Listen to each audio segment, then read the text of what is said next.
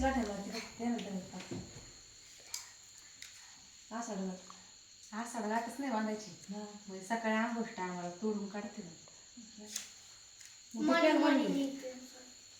दोन 4 दिवस ठेवली पाहिजे का मावा आहे तुम्हाला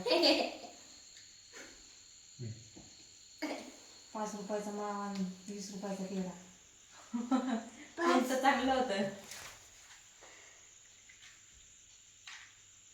मम्मीची आषाढ झाली.